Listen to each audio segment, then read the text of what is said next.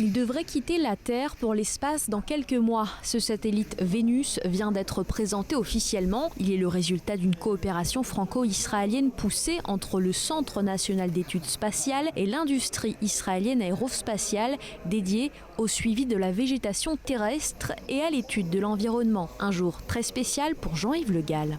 C'est une coopération avec Israël et vous savez à quel point les programmes spatiaux de la France et d'Israël sont liés depuis très longtemps. Et moi je suis très heureux parce que j'étais en Guyane pour le lancement de Amos 1 il y a plus de 20 ans et de voir qu'aujourd'hui Vénus est prêt, nous allons le lancer depuis la Guyane toujours dans quelques semaines. Et donc c'est vraiment quelque chose de très très fort pour la coopération franco-israélienne.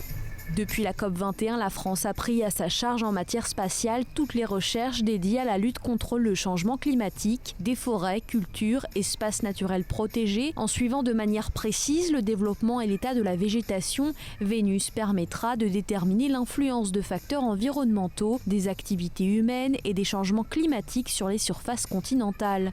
Un créneau pas encore exploité, un projet ambitieux et une réelle opportunité de collaboration des ingénieurs et des scientifiques au niveau mondial. Avec Israël, il y a bien sûr un lien politique très fort, mais il y a aussi une communauté technique.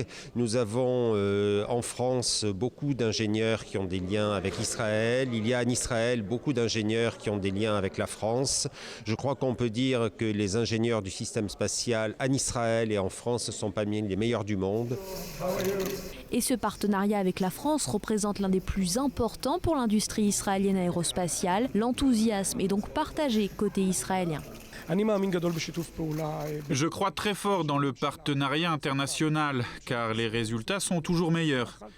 Des deux côtés, il y a du savoir et des capacités. La France est un peu plus grande, ce pays a également un peu plus de ressources et son budget dans ce domaine plus élevé. Mais nous avons apporté nos recherches effectuées dans le satellite civil et c'est un grand accomplissement pour l'industrie israélienne, pour le pays et pour la France. Vénus est maintenant prêt à quitter Israël pour le centre spatial guyanais. Décollage prévu le 1er août prochain depuis Kourou.